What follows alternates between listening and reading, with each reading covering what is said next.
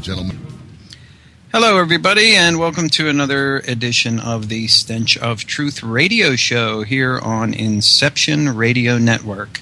We air every Friday from 7 to 9 p.m. Eastern Time, and we talk with guests on paranormal topics, parapolitical topics, and sometimes a very strong overlap of the two. And tonight we have a double team tonight, hopefully, will be Paul and Ben Eno, probably best known for their co-hosting of the radio show Behind the Paranormal, which can be found on CBS Radio and WOON 1240 AM, which is up in the New England area. And Paul himself has a very long history of paranormal research, and he's the author of several books. Footsteps in the Attic, more first-hand accounts of the paranormal in New England, Faces at the Window, Turning Home, God, Ghosts, and Human Destiny, and looks like Rhode Island, A Genial History as well. And I do believe that Paul is also working on another book that perhaps will be out sometime soon, and we'll give him a chance to talk about that. Now, Ben, his son, has been involved in the paranormal research with his father for quite some time now, and they co-host the radio show together. And Ben has been taking a slightly different approach to the study of paranormal, in that he has moved in the realms of Native Americans and embraced the idea of some of the concepts of shamanism into his practice and into his dealing with paranormal phenomenon, which is definitely a contrast and probably a huge benefit to Paul, because Paul has a very different background that perhaps he'll go into in a little bit of detail for you guys. But I'm very happy to have them, and I did have a sort of abortive show with Paul a while back, and unfortunately there was a little accident, and he was only able to join us for a short time, so I'm really happy to have him back this time right now, and we'll bring him on and get the show rolling. Paul, are you there? I'm right here, Ted. Thank you. Okay, great. Well, I'm really happy to have you, and as soon as Ben arrives, he can just jump right in at any point. So the first thing I guess I want to ask you is, and I'm sure you get asked this about 1 million times a week, and that is, when is your new book going to come out? Well, it's a question I ask myself 1 million times a week. So my trouble is that I try to be very painstaking, and I keep running into things that I want to add to the book. My agent was irate because our contract literally ran out before I finished the darn thing. So it'll be out when it'll be out. I hope by at least the middle of next year anyway. But it's called Dancing Past the Graveyard, What Ghosts Have to Say About God. So people seem intrigued by the title, and it's getting there. Yes, I do think the title is rather intriguing. I guess, one thing that, well, of course, you have a very strong theological background in that you had actually studied in seminary for many years, and then because of your initial work with a few cases, it led you into pursuing the paranormal more or less full time, and you're one of the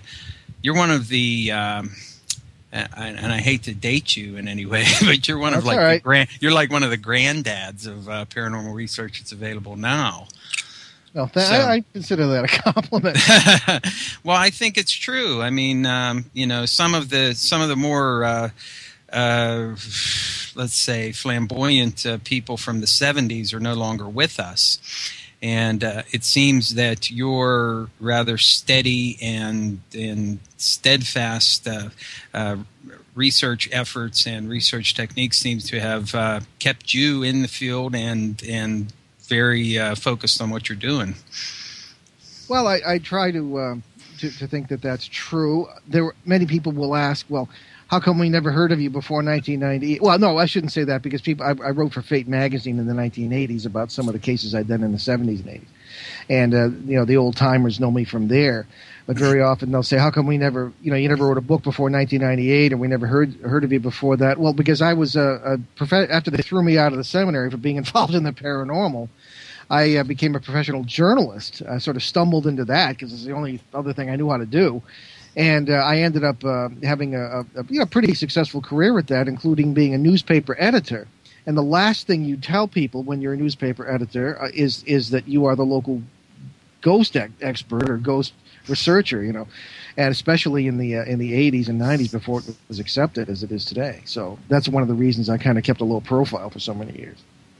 And, since you brought up that things seem to be a little bit more acceptable these days, do you see a general awakening amongst the people, at least insofar as their willingness to accept paranormal, or at least give it a fair hearing? Well, Ben has joined us, by the way. Oh, okay. Hi, Ben. Okay. I was caught in a traffic jam on the way over. So. Okay, but to answer your question, Ted, yes, I think it is more accepted. The question is why. There's an old saying, the great physicist Max Planck from Germany had a saying. He said that new ideas are accepted not because their opponents come to believe them, but because their opponents die and the younger people coming up have grown up with the idea and accept it that way. So I think that's essentially what has happened. The younger generation grew up with Star Trek and the Munsters and the Klingons and all this business. And so I think that they're simply more used to the idea of things that are outside our framework. Now, that being said, I don't think they really understand the paranormal. They have all sorts of misconceptions that came from the campfire, that stories and things that are now reinforced by the popular quote-unquote ghost hunting television shows, ghost hunting being a term I detest, by the way. And I think that these are there is more acceptance, but there is less understanding, perhaps. Ben, since you're of a younger generation here, what do you say about people in your peer group? Do you find that people are more interested in these kind of things, in the paranormal in general, or at least willing to give you a fair hearing, or listen to your thoughts on the issue and that sort of thing? Well, yes and no. I mean, I go to a community college, so I meet all sorts of different people, and I guess it's just sort of they're just like everybody else in everybody else's generation. There are some people who are willing to listen, other people are immediately shut you down, and they're just like, oh, I don't want to hear that. I just believe what I believe, and that's good enough for me, which is fine by me. I respect their opinion because everyone's allowed to have their own opinion. But people just seem more open to the idea of the paranormal than they were before. Like, people I talk to everyone I talk to, they're all interested in the paranormal. My girlfriend works in a retail store, and they're like, oh yeah, what does your boyfriend do? And she's like, oh, well, he's a paranormal investigator. Like, wow, I love all that stuff. And it's like, and that's exactly how they sound, by the way. And I'm sure they do. It's weird to see the contrast, because I remember when I was a little kid, people would be like, oh, it's superstition and stuff. Yet now people grow up and they're like, oh yeah, paranormal, blah blah blah, things like that. Mostly because it's everywhere. You can't really escape it. I mean, I was watching Fox News earlier, and they had it was like aliens. Are they gonna, if they came to Earth, would they attack us or something like that? And I was like, wow. Yeah. Can't believe that's seriously on the news, but yeah, it is. Well, just maybe as a footnote to that, Ted, I've noticed too that the same people who essentially threw me out of the seminary in 1977, 2 years from ordination, because they didn't like my paranormal research, they're all over me today. Some of our greatest fans are like priests and nuns, and I studied in the seminaries of two different religions. A lot of people don't realize that, so it was more of an eclectic background. But there seems to be more acceptance among the established churches, I suppose, as well. I don't know if they've lightened up much, but they're more willing to talk about it. Do you think that comes down from the top, or that's sort of like from the bottom up? Well, that's a good question. I know, or did know, one of them is left now, but two priests who work at the Vatican, and everybody's been talking about, they're teaching exorcism now, and they're coming out about this, and I don't know, because I'm the last person they're going to tell things to, but they've hinted around that there is some more openness about this. The problem in my day was that the Exorcist film, the first one, had come out in '73, and I was in the wake of that. Some of my wild poltergeist cases that were in the news came out around that time, and they were just paranoid. And I told the rector of my seminary, I told my bishop, as a matter of fact, why don't they just come out and in a calm and balanced way say, this is what we believe, this is what it is, there's no reason to be upset, or this Hollywood gets it right. Just talk about it in some sort of above board manner. But when you're in an institution as ancient as that, they have a problem seeming to be above board and all this business. So, but now that seems to perhaps have lightened up a bit. They act more like governments, I guess. Because in fact, they are pretty much an ecclesiastical government. So sure, well, it's human nature. Yeah, I guess it is. Power. They like to keep secrets too, just like everybody else does. I imagine whether they're secrets or not. Well, yeah. They want to pretend anyway. Mm-hmm. Now, of course, a lot of your research, both of you guys, tends to blend different areas of the paranormal together. And one thing that I find, which I think is damaging to paranormal research in some ways, is the fact that people are too specialist. There are people that investigate UFOs, and that's the only thing they want to think about is UFOs, and they don't touch on these other areas like Bigfoot or other types of creatures like shadow people, and then into ghosts and poltergeists and all these other different phenomenon. And I think that I know that your research is directed more towards the whole panoply of paranormal discussion, and what you're trying to do is come up with an idea, a possible scenario by which all these things are connected and how they manifest and what they do, and what the ultimate thing is for all of that. And I think that's a very valid approach, and I'm finding that more people are starting to embrace that. Not any of the old timers, as you quite rightly pointed out, but some of the younger researchers and some people who have traditionally used that cliched phrase, thought outside the box, are looking at that as being a way to maybe include different phenomena and different experiences and try to put it all together and weave a tapestry out of that. Well, that's you hit the golden nail on the head with the golden hammer, I think, there, Ted, because that's exactly what we try to do. And the narrow thinking that characterizes everything, never mind just paranormal research, it characterizes science, religion, politics, short-sightedness, etc., of the entire society, is a symptom of what I'm always going on about, which is the problems with Western thinking. We are pigeonhole people.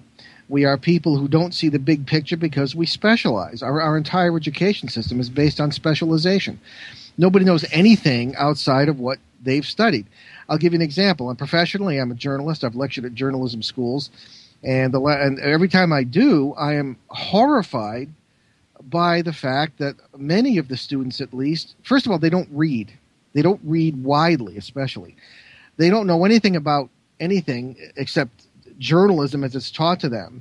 And to be a journalist, especially in print, you have to know about all sorts of things. My master's program was Master of Liberal Arts because I got to study everything. And at the time, in the late 70s, that was not a common degree. So, but you're absolutely right. Things are far too specialized, and it's creating problems everywhere in society from top to bottom, as you can see today, from the economy all the way down to society and things of this kind. People can't think in any sort of meaningful way. It's true. Yes, I agree with that. One other really good example you could cite probably is in the medical profession. At least I've noticed that there's so much specialization in the medical profession. I look back to older GPs back when I was a kid, and they could diagnose a whole bunch of stuff. Doctors can't diagnose anything nowadays. It's constant referrals and constant testing and everything else, and they can't even diagnose something that an old timer doctor would have known immediately what it was. Well, of course, that's also to milk the insurance companies as well. Well, indeed, there's a whole subset of problems with that entire system. There's no question about it. But you're right. One of the things. I'm sorry. Go ahead. No, go, please. Okay. No, just as a fellow broadcaster, I'm sure you've noticed the same thing we have, and that's that we have these sort of eminent guests on in various, whether it be UFO subjects or whatever, journalists on our show, and very often, frighteningly often, they don't know anything. I mean, they can't They can't answer deeper questions. They haven't thought. We're constantly having people tell us, "Well, gee, nobody's ever asked me that before." So, well, that's our job, And as much as I respect them, and Ben too, I'm sure they just don't. They're just not there. They don't have the big picture. I think it's kind of interesting for you guys too, in the fact that you're a father and son team on this, and I know you've addressed this subject before. I've listened to a lot of your podcasts, and I enjoy the show. But I wondered if you would comment here. Did you have any trepidation about bringing your son into your research and including him in this and sort of mentoring him along his way? Well, only because of his age at the time. He started with me when he was 13, and I consider it ironic because I have lectured people like Jeff Belanger of GhostVillage.com and told him he is being reckless and foolish in trying to encourage the hobbyist approach to the paranormal in general, and encourage people to bring their children into this. And here I'm doing the same thing.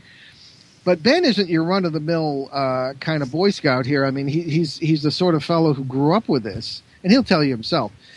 He can speak for himself. He can hold his own in any conversation, and he does. He's very popular on the show, and I would have him by my side anytime. I'm not, he has demonstrated a tremendous grasp of this subject. He's in it from the inside to the point of just having. I don't know. I can't say enough good things about him, and believe me, I'm a critical guy, and if this weren't the case, I wouldn't be saying it. But so I had no trepidation whatsoever in bringing him in. Although my wife and I did talk at length about whether he was ready, and this is again when he was 13. And I thought that he was, and so he came in, and we ran into two of the most interesting cases I've ever done. Actually, three. One was the haunted policeman in Vermont, as we call it. One is this what we call the psychic circus in Connecticut, which is a multiversal Grand Central Station, and the other is, of course, a case in Maine where a really nasty parasitical entity, or parasite as we call it, demon in folklore, is very active. So he kind of walked right into the maelstrom there and did well. Trial by fire, huh, Ben? Indeed. Essentially, that's how I learned everything. That's how you learn radio too. It is. Hey, you're the producer. What? Yeah. And on our local station, they do all kinds of things. They local parades and graduations and events and sport. And I'd never done college sports. Never done anything TV wise, and I go there at like 5 a.m. and they're just like, "All right, we need you to direct the parade." And I was like, "What?" "Yeah, we need you to direct the cameras for the parade." And I was like, "Okay." It was weird. It was a weird experience. Did a good job. Yeah. Well, well, I guess that's one way to learn. Just put yourself in there and do the best you can. I had talked to Paul about his theological background, and I know that you have had some interest in Native American spirituality and in shamanism. I wonder if you could share some of your thoughts as far as like how you got involved in this, Ben, and how it complements perhaps what your dad does in the research that you guys do. Well, this is kind of a weird story in and of itself.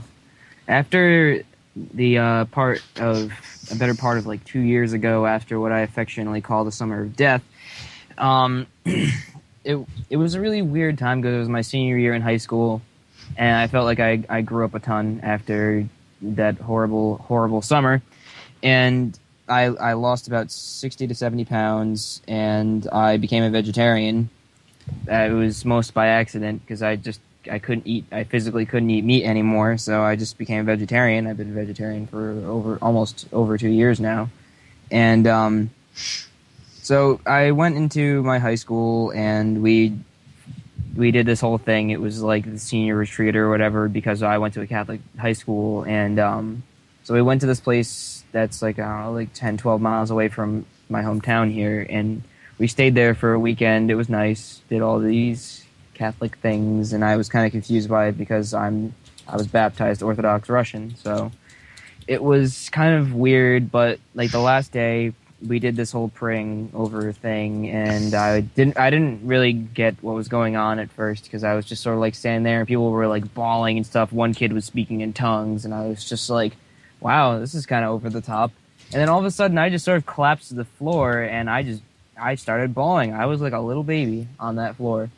And then all of a sudden I started shaking, and that was pretty weird. And then next thing I remember, there were a bunch of people like over me, like praying over me. A kid that was speaking in tongues was over me too, and I was just like, what is going on?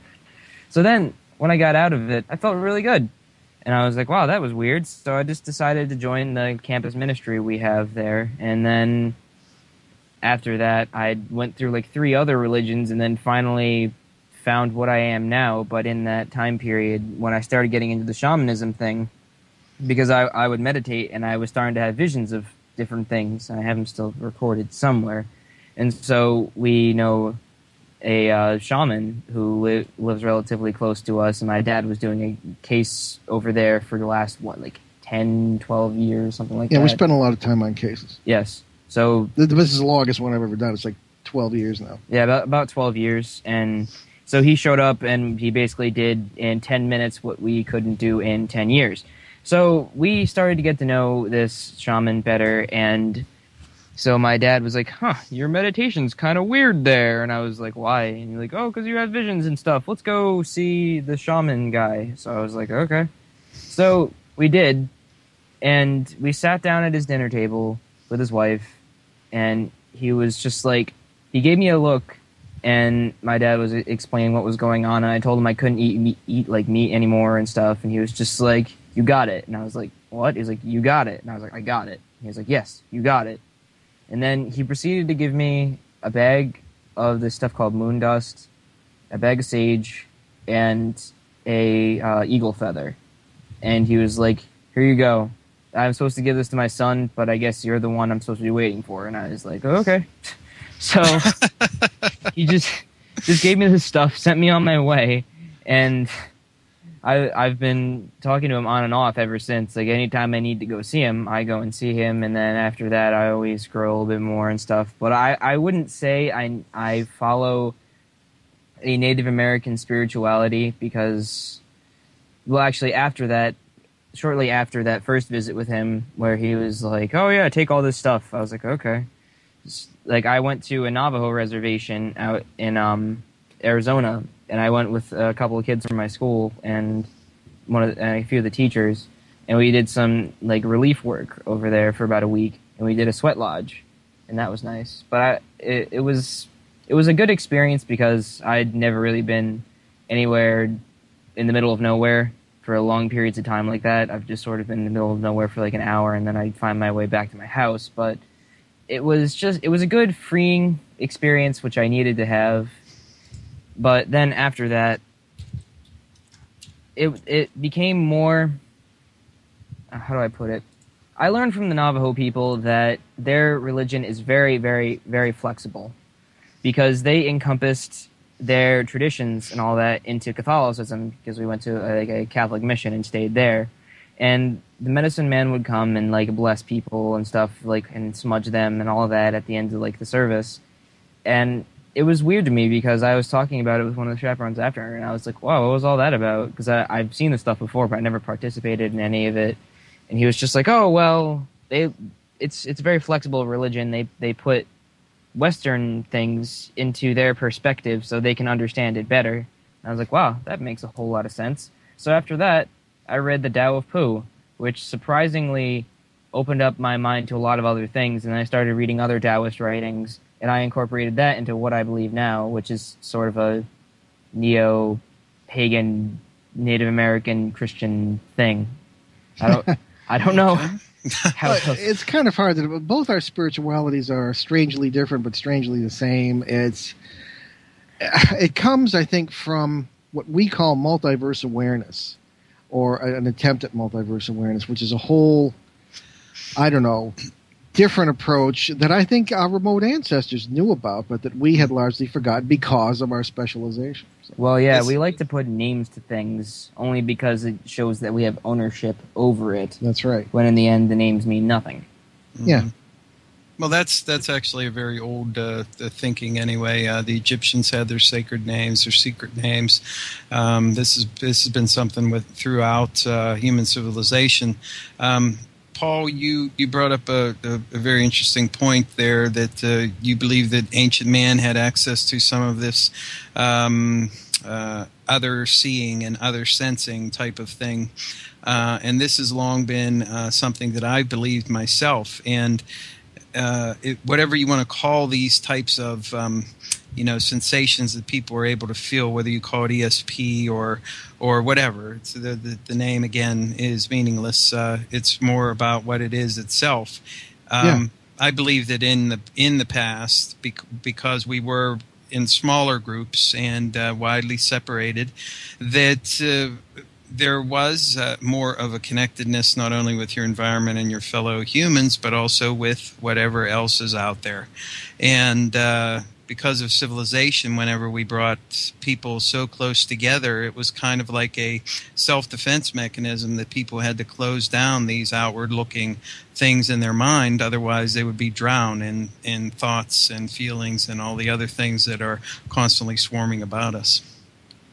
Well, yes, that certainly seems to be the case. But in researching again, having been involved in the paranormal from in a very deep way, I guess is the way to put it, in the trenches for 41 years, I began to feel many spiritual implications from what I was seeing and experiencing, and what others were seeing and experiencing around me, in ghost cases particularly, and then getting on into other areas as well. But in researching the book Turning Home, I made it a point to not only research, but to talk to, when I could, people from extremely ancient traditions.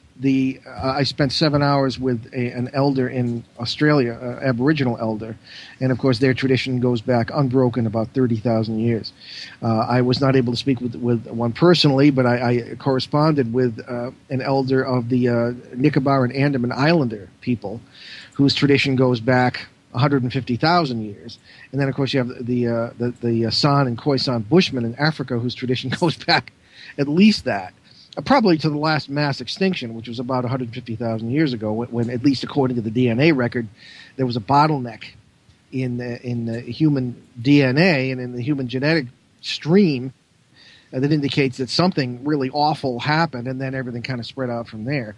But anyway, the point being that these people are directly in touch with the traditions of these folks that went back. And I was very interested to see a sort of confirmation of the work of Dr. Stephen Langdon, who was a great British professor and a researcher of Iraqi antiquities, who was one of the first to come to the conclusion that people started out as monotheists, worshippers of one God, not as polytheists. And when the great civilizations arose in the Middle East around 10,000 years ago or so, the notion of polytheism somehow began to grow very quickly, almost like overnight, as did the civilization.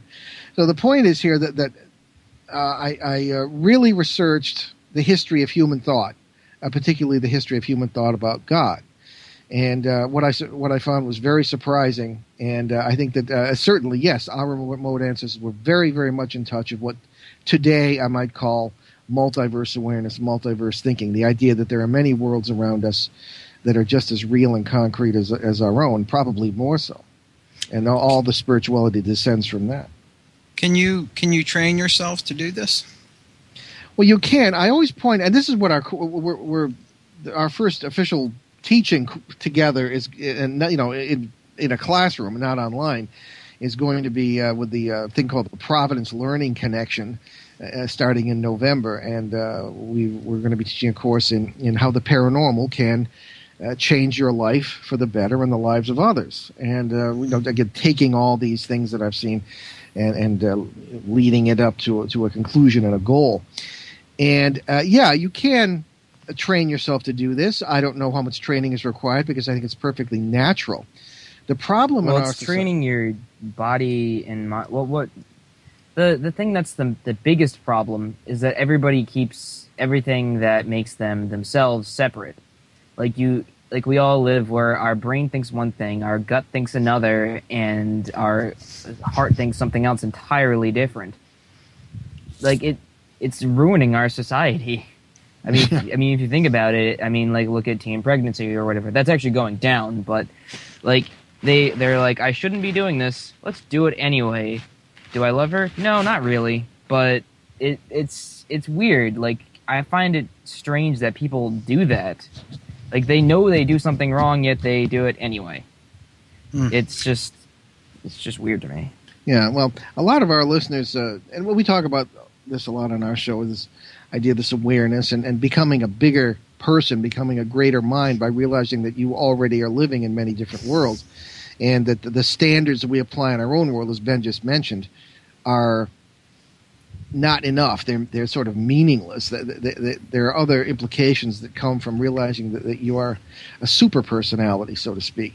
And what we often run into is a problem that I ran into in my graduate studies and in the seminary, was that people who I think are multiverse aware are often branded as schizophrenic.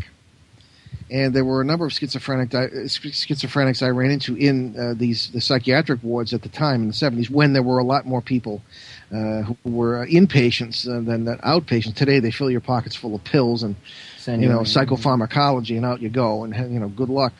But in those days there were plenty of people who were inpatients, and many of them had been diagnosed schizophrenic, and many of those seemed to be living in many worlds at the same time.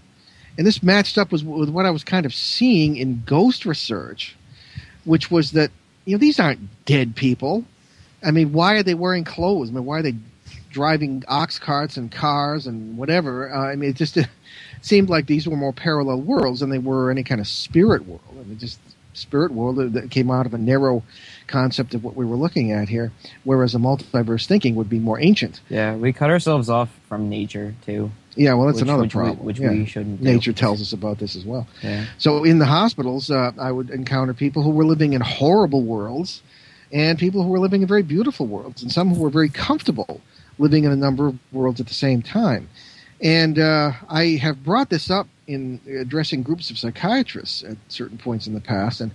And of course, in public, they will glare at you with red eyes and steam coming out of their ears. But very often, some of them will come up to you individually afterwards and say, I've often suspected the same thing, that there's more to this than just some kind of chemical imbalance. And but I don't dare say it because I'll lose my job. And that's another problem. So the issue, the point is to develop your multiverse life, your whole life, your unity, into new areas where you learn all kinds of different things, not only about yourself but about others, but not to get locked up for it. That's because our society's just not. It's a delicate and treacherous path, but one that's worth trotting, I believe. Yes, I agree as well, and I think that I want you to address this subject a little bit as well, and that is the idea of what the paranormal and coming to an understanding about the phenomenon itself can teach us. What are some of the important lessons that we can learn as not only as individual humans but also as the human race, and especially in times like now where we have economic chaos and a lot of other problems in society just in general. Do you see that that doing the research that you do and looking at the phenomenon that you do, that there's a lesson to be learned or something to be gleaned or gained by humanity as a result of this? Well, I don't know, Ben may have his own thoughts, but certainly the paranormal is, I believe, the key to understanding everything, because it shows us how the universe is constructed. And when we understand that, we understand why things are the way they are in our world. If you're taking a hike, say, over in a hilly region, and you come up over a rise and you see a building, that's as far as most people seem to go when it comes to the paranormal. Aha, you get your binoculars. What kind of building is it? What does it mean? What's it made of? But if you walk farther up the rise and you come to the top of the hill, you might see a whole city of which this building is a part. And I think that sort of illustrates what the paranormal is.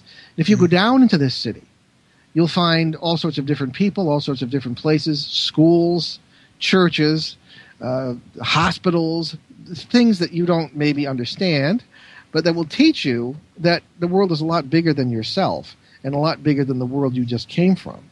So that's perhaps a simplistic way of approaching it, but I think that's essentially what the paranormal is. If we are dealing, as I believe we are, and as Ben and I believe we are, with an interactive, elegant system of parallel realities in which and this is what quantum physics supposedly says, or doesn't supposedly, it does say, all things that are possible, all things that have happened, all things that will happen, all things that can be conceived of, exist in concrete reality somewhere in the multiverse, in some parallel world somewhere or other. We do a Halloween show every year, of course, on our either on CBS or on the Boston Providence show, and we will talk about things like the Great Pumpkin. Right. Now, Charles Schulz, the cartoonist, never could have conceived of such a thing if some analogous reality did not exist somewhere in the multiverse. Somewhere or somewhen, there's some critter or concept or being that is equivalent to the Great Pumpkin. As silly as it may sound, he wouldn't have been able to think of it if he were not experiencing it in some parallel reality somewhere or somewhen. And this is a hint as to what this really means. All our wisdom, all our imagination, Mozart composing concertos at the age of 4, a kid getting up, and we actually know such a person, getting up out of bed at night, not even realizing he's still being asleep and creating great works of art. We've actually had him on our show. He's an adult now. I mean, these are all not symptoms. These are all indications that this multiverse exists and that we exist in many different places. And one of the greatest illustrations of this was very simple. I was lecturing at Mount Ida College near Boston, and a lot of students were there. And I love lecturing at colleges because they ask very intelligent questions. You can ask them questions in return, and they have a smattering of understanding of what you're talking about. And in the end, they usually put me like Santa Claus, sitting in an armchair, some corner of the room, and all the kids will come up in individually or in pairs and tell me their own stories or ask questions. Well, 2 young girls came up to me, and they sat down and they said, and I had gotten into a little bit about human relationships in the multiverse during this talk, and they'd said, we really related to that, but you didn't go far enough. Why is it that we, on registration day, first day, never seen each other before, walked in, saw each other across the room, and we were sisters from day one? We immediately were together. And I said, because at some point in the multiverse, you are each other. That's all I had to say. They knew exactly what I was talking about. The depth of human feeling taught this to them, and they knew it. All it had to be was suggested, and they immediately recognized it. And that's what I find with people. When you talk about this kind of life, this kind of, even the word spirituality doesn't seem big enough, people know and they recognize it, just as did the shaman in Australia when we sat on that hot porch outside Melbourne for 7 hours. And he said, oh, this is what that is. And he said, you're right, you're on the right track. And that it's all really quite simple. What makes it complicated is our own narrow, pigeonholed view of everything. Ben, I'm going to give you a chance to add anything you want to in a moment here, but I wanted to just shoot this out there based on what you said.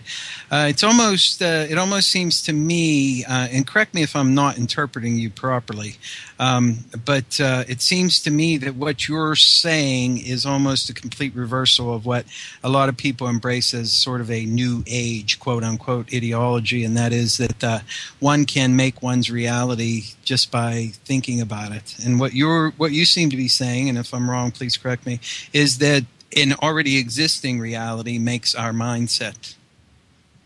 Well, I think you got it there, Ted, in a way. One of the things that the New Age ethos will say is that it's all it always struck me as very inward-looking. Even Christian spirituality and many other spiritualities strike me as destructively inward-looking. In other words, the it's all about multiverse them. is full of paradoxes. They make it so it's all about them and no one else. Yeah, that's it. It's not about you or me. It's about us. That's the secret. You don't make your own reality. You can to a point, but together we have to make our own reality, and that's what's lost on most people today. The New Age thing is very much self-fulfillment. I suppose in a way self-gratification. I want the medium to tell me about what my deceased loved ones are talking about. Who is this ghost really? My grandfather? Me. It's death. It's like Hook. On two legs. What? It's like Hook, Robin Williams. Yeah, exactly. But the great paradox of multiverse, of human spirituality in general, if you really look at it deeply enough, and of multiverse awareness, is that it's not about you. It's about all of us together. And what you do is, the big secret is you accept yourself, then you forget yourself. The way to self-fulfillment is by forgetting yourself. What did Buddha say? Forget the passions. Overcome the passions and you will have no more suffering. Well, the same thing. Forget the self and you will discover yourself. It's all full of paradoxes, things that don't seem to be true but really are. That's what the multiverse is all about. So it is a vast unity. First you discover your own unity across all these different lives. And then the big thing is you discover that those lives include the lives of everyone else. Like these two girls knew exactly what it was all about because they knew they were each other. I always cite this passage from Matthew as a perfect example of why Westerners misunderstand everything. And that's the famous saying, love your neighbor as yourself. Well, if you read it in Greek, it's love your neighbor because he is yourself. We think it means love your neighbor the way you love yourself. No. It's an entirely different point of view, an entirely different concept, but people recognize it and they can use it to become giants through the paranormal, oddly enough. Well, then I guess what you're saying is that the paranormal is hugely important for humanity and humanity's, let's say, just as loosely humanity's spirituality and spiritual evolution and spiritual understanding. You better believe it, and especially as I know we're ambiguous on the idea of 2012, but the fact is that a lot of astronomical events are taking. I've had astronomers tell me this. And are taking place that are stirring up electromagnetic energy. And electromagnetic energy, of course, holds the universe together. And it also seems to be the power behind holding together the multiverse, as we call it. And we actually have photographs of plasma-like energy between two different worlds. One room on one side, one room, taken by the same camera in the same place, that sort of thing. And all evidence that we've got multiple worlds here. The boundaries between these worlds seem to be, and this probably happens in cycles, seem to be thinning, at least in some areas. And the Native Americans realized this. They would talk about thin places where the boundaries between worlds would be thinning.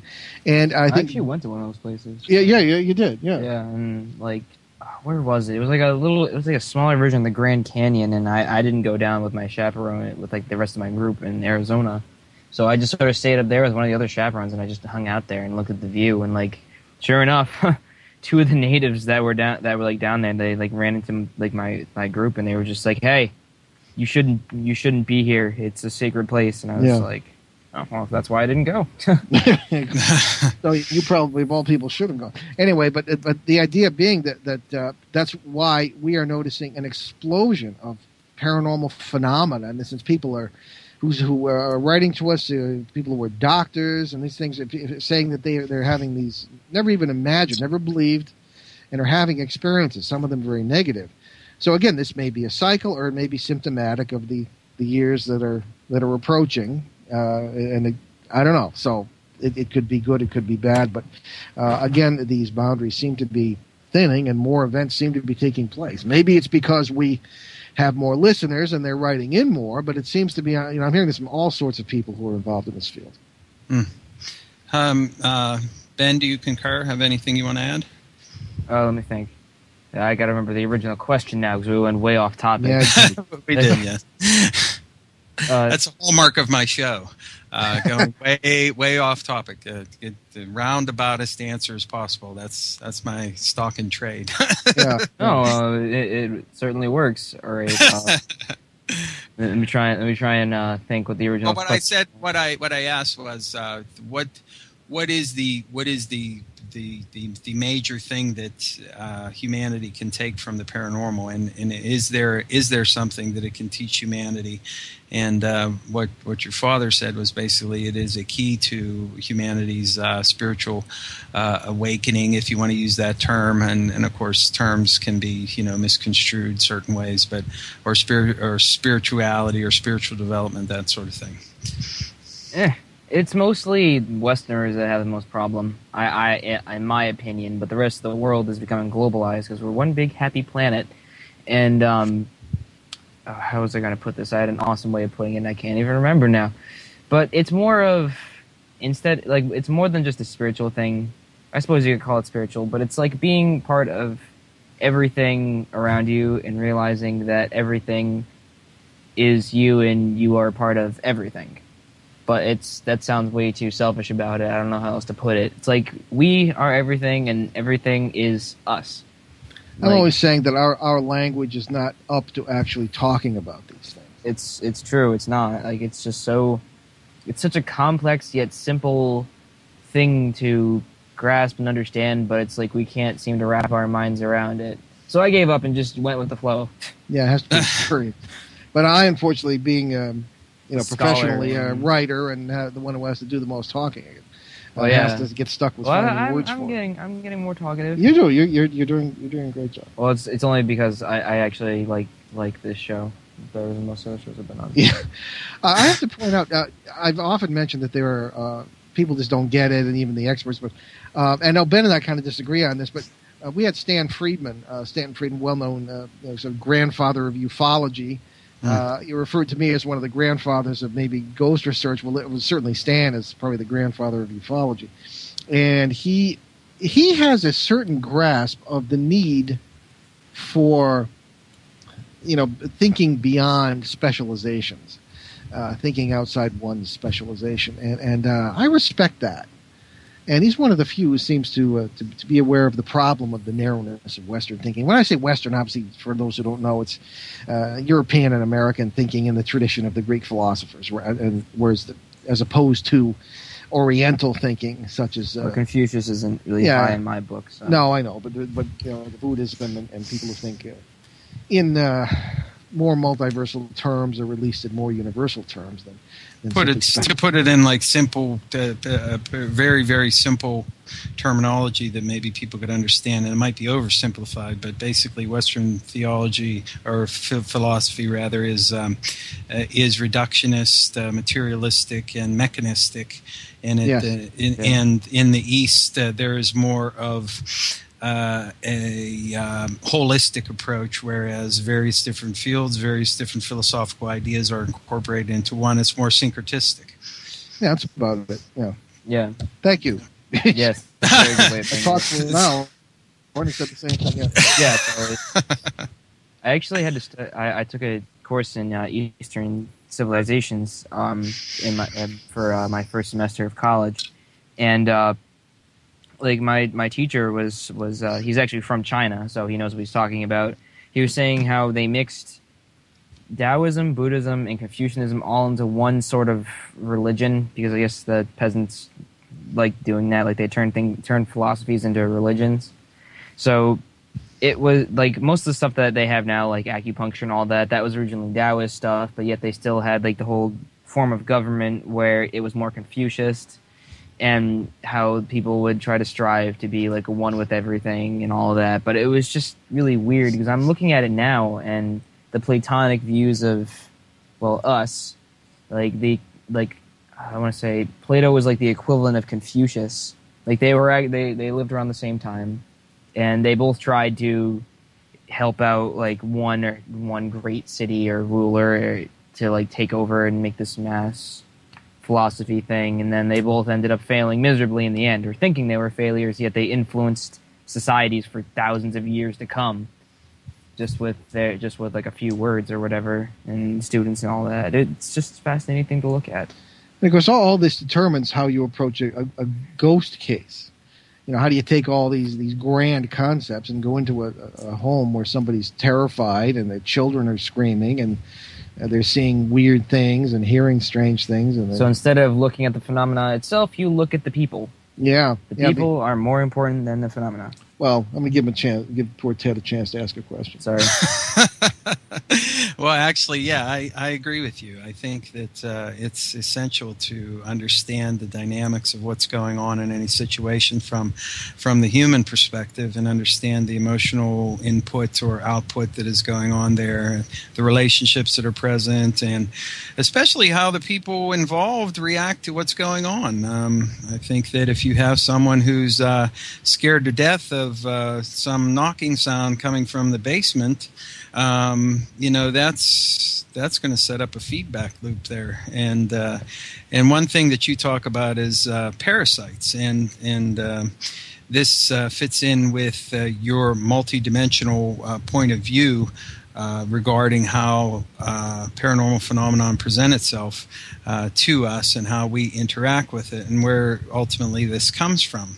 And how the parasites actually seem to feed upon specific emotional resonances or things that humans experience, and that their interactions with us are designed to sort of farm us in a way for whatever it is that they get from us. Would you say that's fair to say? Oh, absolutely, man. I even use the term farming, and I have to emphasize that all these phenomena are part of nature. It's often said that, well, we'll understand the paranormal, from the Western point of view, we'll understand the paranormal someday. There are just scientific laws we haven't discovered yet. Well, I mean, I don't know about laws, but certainly it's part of nature. I don't believe that parasites are servants of Satan or spirits or anything like this. I mean, they seem to be quite clearly. They just follow their instincts. Yeah, they seem to be. Well, the trouble is they have a lot of intelligence as well as instinct. And they seem to be quite clearly multidimensional beings, or at least beings who have access to other worlds. I've seen them working in many ways and in many different cases. And they seem to be a problem for a lot of families in a lot of areas and for a lot of people. Now, of course, the question that arose in my mind was, if this is true, certainly there would be evidence of their activity at other points in human history.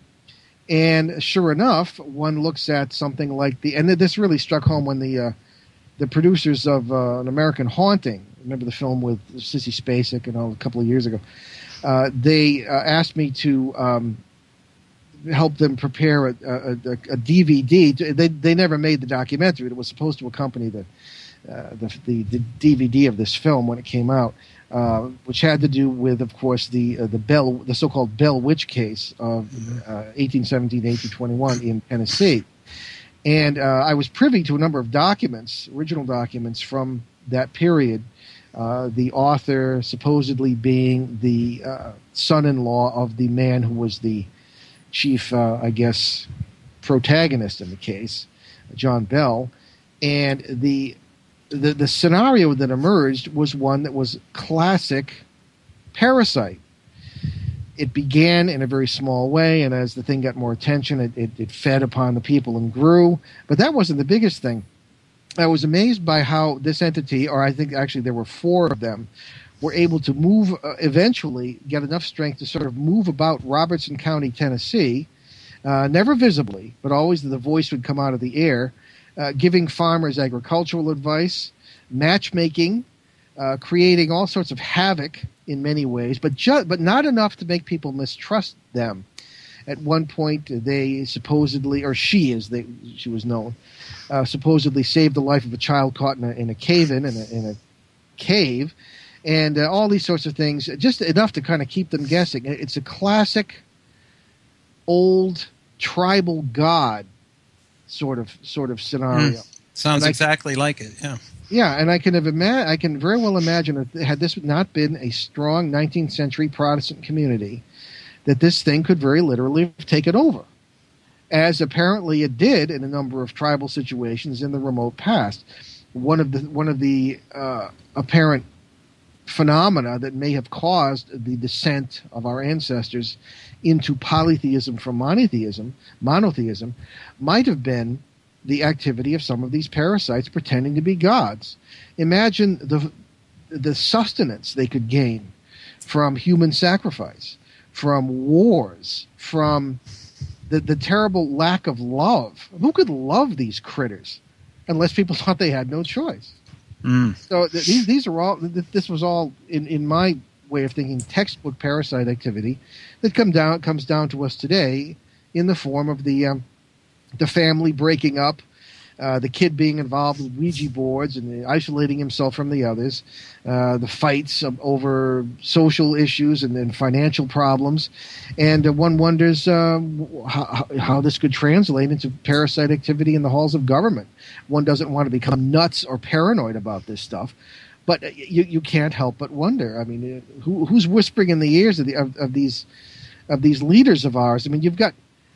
Well, let me. I mean, just I don't. Obviously, trying to get into political issues here, but I don't think anybody knows what they're doing on either side of the spectrum. You got Obama, didn't even know how many states there were, and you got Bachmann.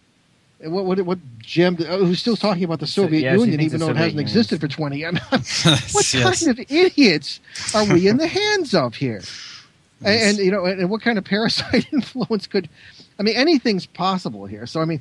You can see my point being that the paranormal reaches into every aspect of our lives and can hopefully give us insights into how to avoid problems and into how to fulfill ourselves. So that's I have sort of maybe it's inflated, but I think the paranormal is really important as you stated previously. Yeah, and I agree. I think it really is too, and that's why I do the show, because I think it's an extremely important issue. And the more I find the connections between this and parapolitics, and of course, and what is colloquially called conspiracy research, is that oftentimes there are very strong paranormal connections to these conspiracies as well. So that's why I focus. Not so much focus solely on paranormal. I think both of these issues are linked as well.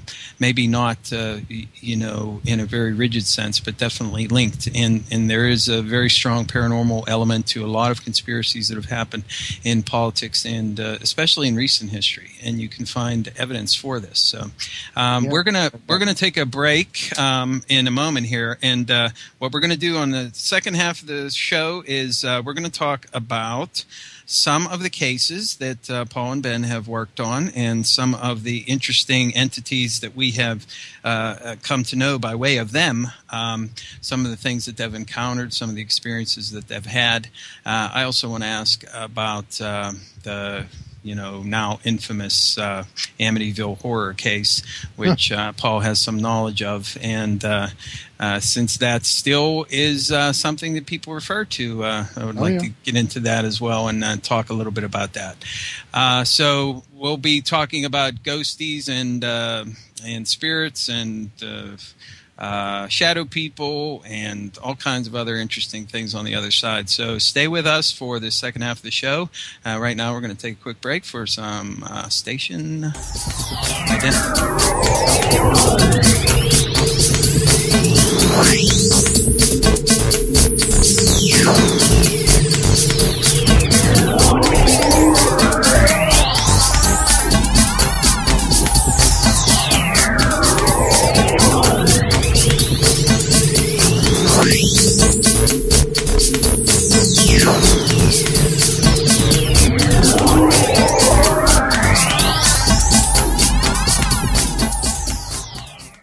Hey guys, Jamie Havoc in here for UFO Mag. Do you want to receive the best writing there is in ufology, the best writers, editors, and flat out the best magazine that ufology can offer? If so, I highly recommend UFO Magazine.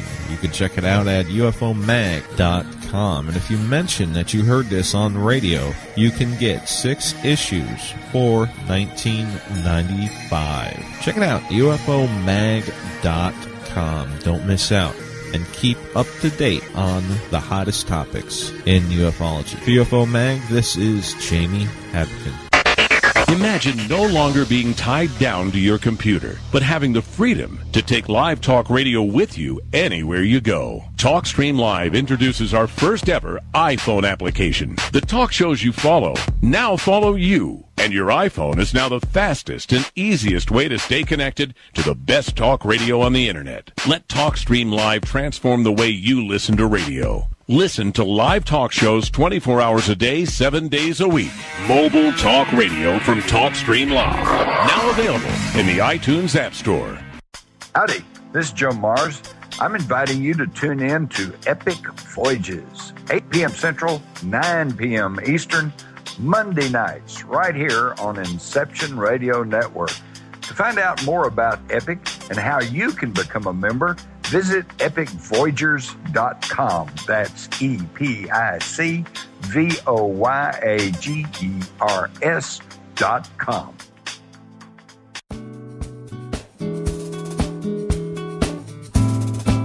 Hi, Bob Tarmac for MJ'sHealthyWay.com. Are you into vitamins, nutrition, meal replacements, health shakes, keeping your body in good shape, your internal engine going? Boy, do I have a perfect place for you. MJ'sHealthyWay.com. They offer the best service and products, and they'll tell you anything you need to know about any product they have to offer.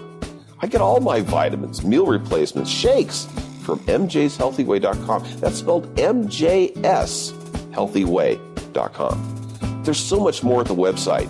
Go check it out. MJ'sHealthyWay.com.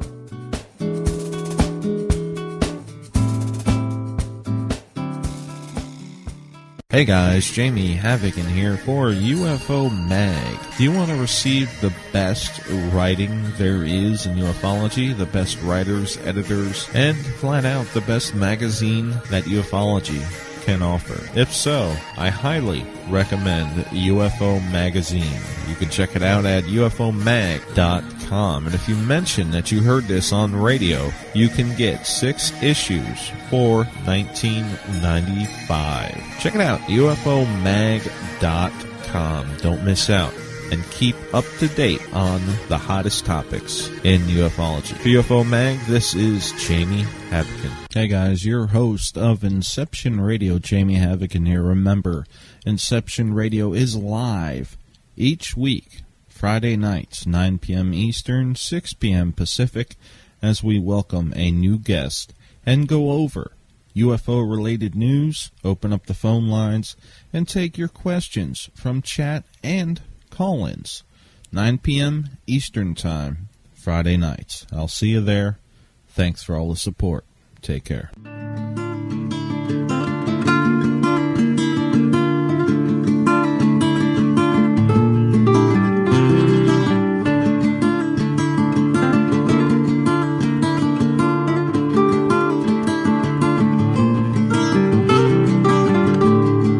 What's the story with all the scheming to undermine love? Does it serve to be so heated?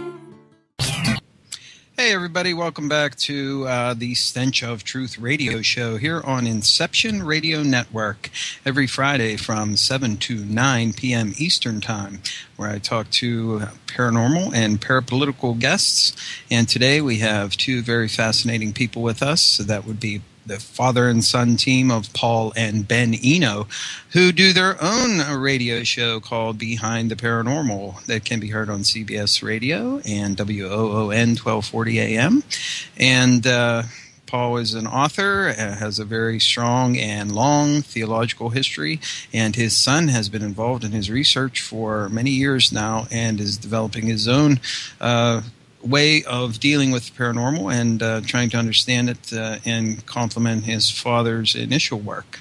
And during the second half of the show here, I thought we would get into talking about some of the cases that they have been involved with, some of the more interesting ones, and some of the various types of entities that are generally classified in the paranormal field. Both along the lines of quote-unquote spirits and also other types of entities. But before we do that, I did mention the Amityville Horror. And I know that Paul has had some involvement in this, and I would like him to tell us a little bit about that. And if Ben has done some research into this area as well, I'd like him to chime in on exactly what your conclusions are regarding that particularly now infamous event. Well, I can't do it in 25 words or less. I guess in the 70s, I was involved with Ed and Lorraine Warren. Now, when I was in the seminary, late 60s, early 70s, I got interested in this field, and I began to look for mentors who would be helpful in developing my abilities as, I suppose, a paranormal researcher. And if you ask a lot of paranormal researchers, they'll say, "Oh, well, I had an experience when I was a child. I got interested. I read a bunch of books, and all of a sudden, I'm an expert." Actually, I like to think that I was working under some of the best people at the time. I was corresponding with Louisa Rhine at Duke University, what at the time was the parapsychology lab. Certainly, one of the great pioneers of parapsychology. And also, I was working with that was PAIR, right? PEAR. Was that the lab there at Rhine? Was that PEAR? Yeah, the parapsychology lab at Duke University. Yes, okay. Yeah. And we were, and also one of the other people, because the Warrens, Lorraine Warren particularly, read something I had wrote. I read something, editor here, read something I had written and was very interested in some of my early theories and got in touch, and that's how I got involved with them. But one of the key people was Father John Nicola, a Jesuit priest who ended up being the technical advisor for the film The Exorcist, something he regretted to his dying day. But what all this has to do with Amityville is that the Warrens essentially that was their case. And occurring in the mid to late 70s. And people are familiar with the story, I'm sure, Amityville, Long Island, and the DeFeo murders and all this business, and the subsequent occupancy of the house by people who claim to be having all these bizarre experiences and demonic happenings and all this business. I would have been directly involved in it had it not been for my seminary schedule. I was in the seminary at the time, of course, and was obviously not able to participate in this because I was in upstate New York and had to simply attend classes and things of this kind. But the Warrens kind of kept me filled in on it. And a number of red flags went up. I would meet with Father Nicola in Washington several times a year to get his opinions on certain cases I was working on, and because he was probably the greatest expert in exorcism at the time in the American Catholic Church anyway. And he assured me from day one that the whole Amityville thing was a hoax. All right. He said that everything was wrong with it. He had inside information from just about everybody on everything paranormal that was going on in America at the time, because he was kind of a go-to guy, especially in the church. So essentially, I don't know. Essentially, that's what I was told by him. That was good enough for me. The Warrens insisted to me that it was not a hoax.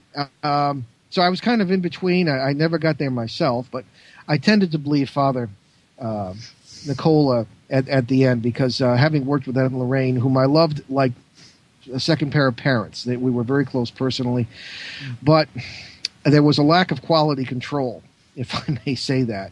There was a lack of security in the sense that the press was always being called in, which I thought was a terrible mistake, ironically, because I ended up a journalist myself. I'm the last person to call the press into a case.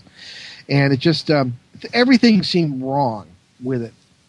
And again, I had the handicap of not going there myself, but what Father Nicola said was good enough for me. So that's about all I have to say on that. Okay. Well, we don't want to cast aspersions on anybody here, Of course not. I think you very tactfully handled that. Certainly, for people who are not familiar with Ed and Lorraine Warren, they are extremely famous demonologists, and that was their stock and trade back in the day. And both of them were very well known, and they investigated many cases, and were involved in a lot of things that were happening back at that time period. And just to give you a little background on them, that was what they did. That was their remit, as it were. So. I think that what you have outlined there is probably where it rests today, where a lot of people pretty much have come to the conclusion that there was no genuine phenomena there. But correct me if I'm wrong, but the Lutzes never did recant, did they? Excuse me. No, not as far as I know. And I must, again, emphasize I had the greatest respect for Ed and Lorraine personally. Ed passed away in 2004. Lorraine is still active, I believe. But, no, they never recanted. I don't think – I would not – from everything I heard, I would not say there were no phenomena occurring. Because paranormal phenomena are a normal part of human life. I mean, from – whether you put your keys down and you turn around and they're gone and you say, oh, it's just one of those things, all the way to poltergeist hitting you over the head with china plate, it's all paranormal and it's all a normal part of human existence, and hopefully not the dramatic stuff. So I don't think it's responsible to say that nothing happened in this house, but the extremes to which the stories were taken and the politics that inevitably get involved in these things certainly clouded the issue, and it's difficult to know what happened, and certainly the Hollywood nature of a lot of the phenomena is something I would question. Indeed. Perhaps a poor choice of words on my part. But to look at the particular hoax angle for the broadness and the breadth of the phenomenon in that sense. So, well, I'll tell you, Ted, possibly any individual things that were going on there. That's true. Well, somebody dangles a movie contract in front of you and a book contract with 6 figures or more, and people might tend to exaggerate a little. I don't know. It's never happened to me, but I mean, you can see why things can get out of hand. Oh yeah, and I could say that it made for a great movie. It scared the heck out of me when I saw it when I was younger. I've never even seen it. So it definitely had an impact on me, and which would probably caused me to do some research into it. It's second only to The Exorcist, probably. Yeah, probably so. Yeah. Yes, indeed. Ben, do you have anything you want to add? Have you looked into the Amityville horror case? I have never. All I know is that they made a movie of it, and my dad knew Ed and Lorraine Warren. I never questioned anymore. Have you seen it? Nope. Okay. I have not. I guess we have better things to do, Ted. I've never seen Paranormal Activity. I've never seen The Exorcist. I've never seen any of those movies because I just figured it's a waste of my money. Well, they'd be incredibly dated now anyway, so it probably wouldn't be worth your while to see. But at the time, they were quite shocking and very emotionally hard hitting. So they definitely left an impression on people. There's no question about it. We had to watch a scene from that in my religion class. I don't even know why. We had to watch a scene from The Exorcist. That's really twisted. I know. I don't know what my teacher was trying to prove, but he was just like, there! And it was just awful. There was blood everywhere, and I was just like, what does this have to do with social justice? I'll tell you one thing, Ted. The closest real case where I actually saw anything that remotely resembled what Hollywood would have you believe was the worst poltergeist I ever dealt with. And as a matter of fact, in my book Footsteps in the Attic, I call it the baddest poltergeist in New England. And it was in New Haven, Connecticut. It was 1978, and it was just awful. 4 years after the Bridgeport poltergeist case. And there were chairs flying around, and something had gouged holes in the wall, and there were obscenities written on the wall and everything else in the crayon, strangely, of not blood or anything.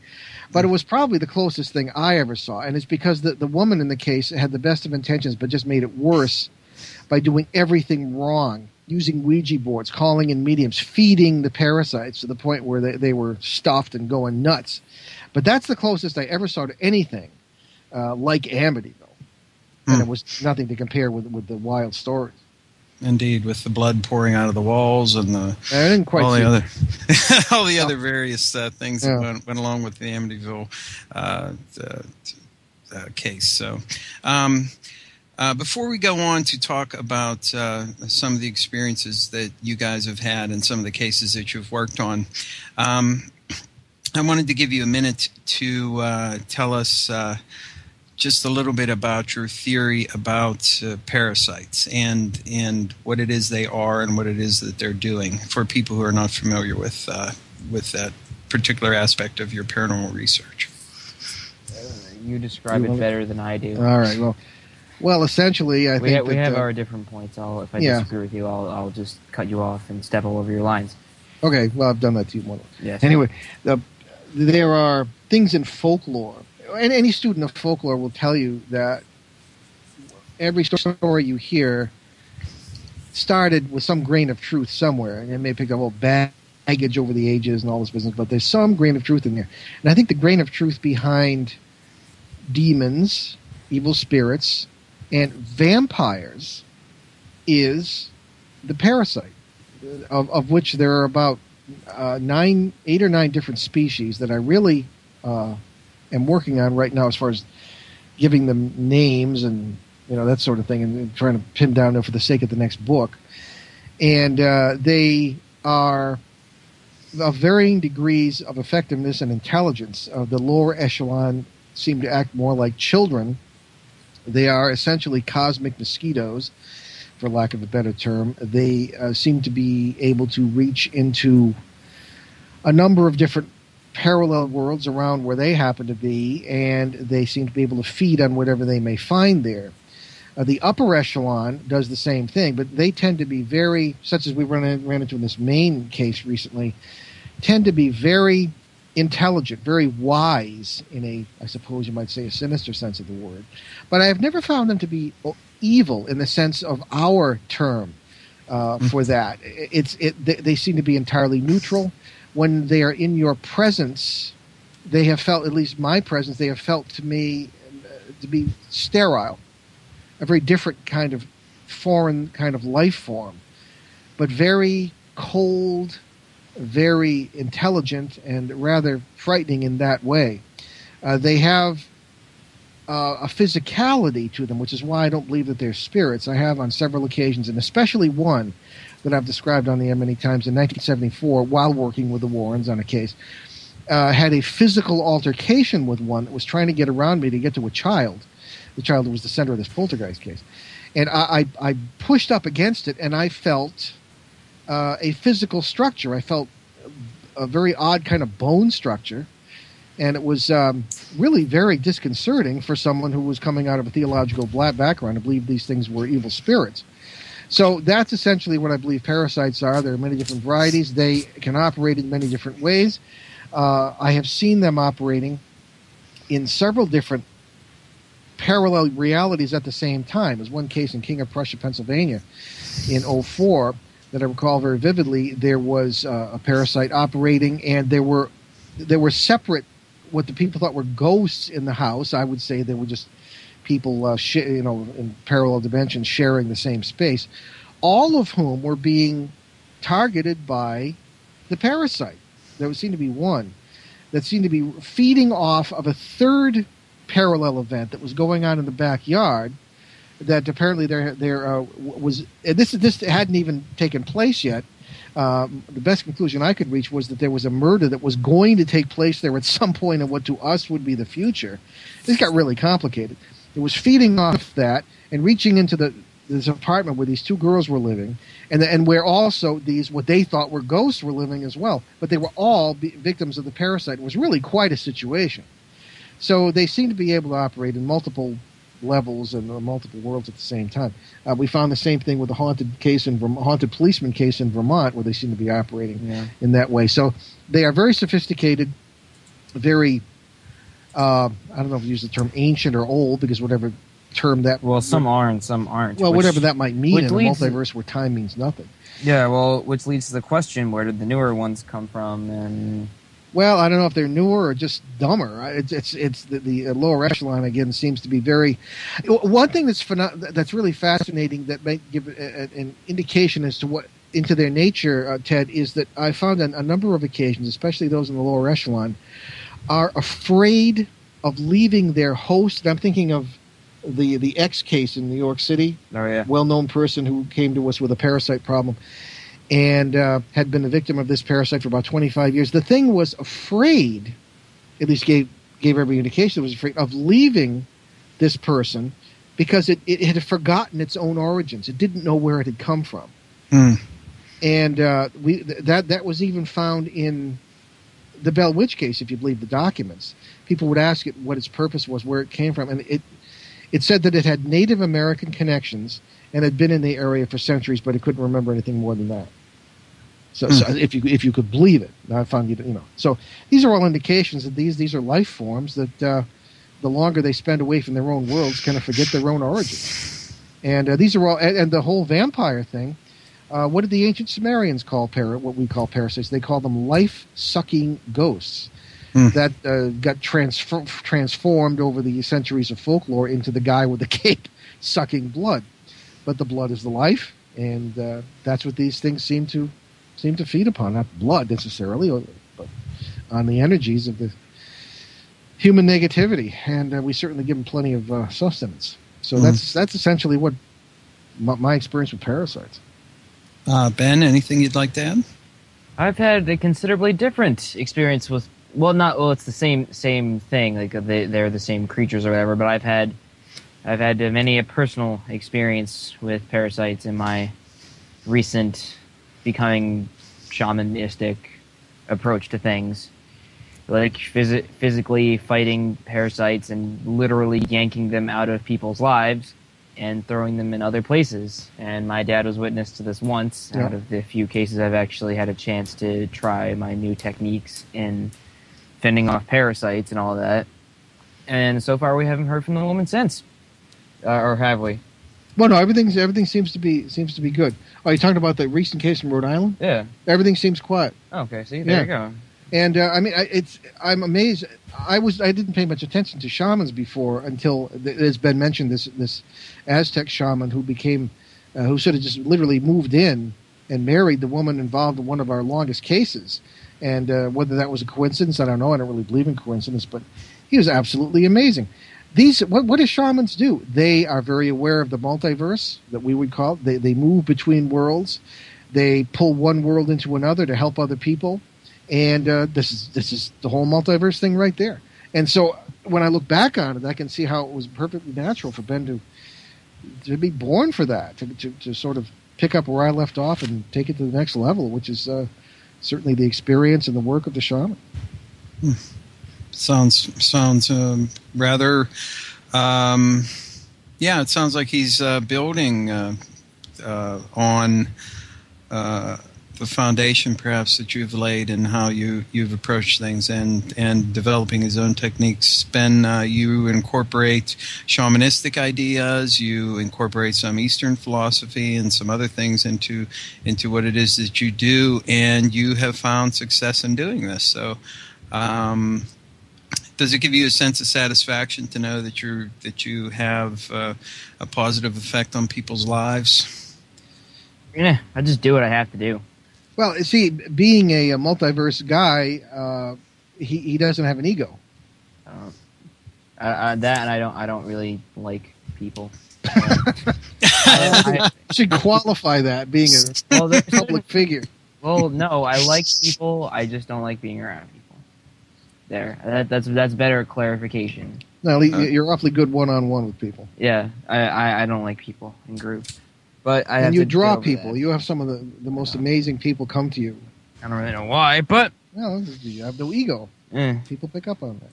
Yeah. Well, the point being is I don't know. I like what I do because it's the one thing I knew I could do because I grew up mostly thinking, well, I'm not going to find anything I'm good at, and then you know what? I did. So, just out of the blue, huh? Essentially, because I feel good that I get to help people. I don't do it for money. The only money I make is off of like broadcasting, and that's not even like a lot. So it's just like I get a kick more or less out of like helping people out. Like I like helping people out. It's just good because I feel like I'm finally giving back to society that hopefully I may improve it. It's for both of us. Like I don't. I'm still a working journalist. So I don't make a lot of money from this either. Certainly not. We obviously don't charge people for cases. I make money from the books and maybe lecture fees and stuff in the radio, but. It's not a lot, and but we look at it sort of as for lack of a better term, a sort of ministry. That we like to think helps other people to some degree, and people respond in such a way that makes us think maybe we're doing some good. Well, yeah, I think that's absolutely true, and in listening to your podcasts, and anybody who has not had a chance to listen to Behind the Paranormal, you can find the podcasts at behindtheparanormal.com. And if you happen to live somewhere where it's broadcast, well, by all means, listen to it there as well. But you can download their shows from that website, and I recommend that people listen because there are a lot of very interesting guests on there and a lot of philosophical talk. And I could spend the entire show talking about philosophy because it's one of my more subjects I'm more interested in. So, but I'm sure a lot of people want to know about some of the cases that you guys have been involved with, and some of the types of critters that you've come across in your research. Well, sure. I don't know how far back you want to go, but Ben started in 2005 with me, and we, as I mentioned, we sort of had three very interesting cases right off the bat that kind of got him his baptism by fire there, and one, of course, was the probably the most remarkable one that's still going on, and that we filmed the pilot for our proposed television series at last year. That was a case in Connecticut. That was fun. At a 1783 farmhouse. And as people say, you study cases for 10 years. I said, well, usually not 10 years, but we will spend years on cases because the more you need to do that, you can't just swoop in with all kinds of silly equipment and expect to get anywhere. You need to watch. You need to get to know the people. You need to feel it. You need to experience it. You need to connect what's going on with other things that are going on because they're all relevant. And as Ben pointed out earlier, you have to understand the people because in some way and in some real way, they're always participating in the phenomena. You can't just look at the phenomena. But anyway, that being said, this case in Connecticut was in a 1783 farmhouse. And if there's another site, newenglandghosts.com. That's actually our main site that people can go, Ghosts of Connecticut, and there'll be some information on this case with some interesting photos. And there's a family who has lived in this house since the 1780s, and although it started out as a store. And the family, 6 generations have lived there and still apparently live there.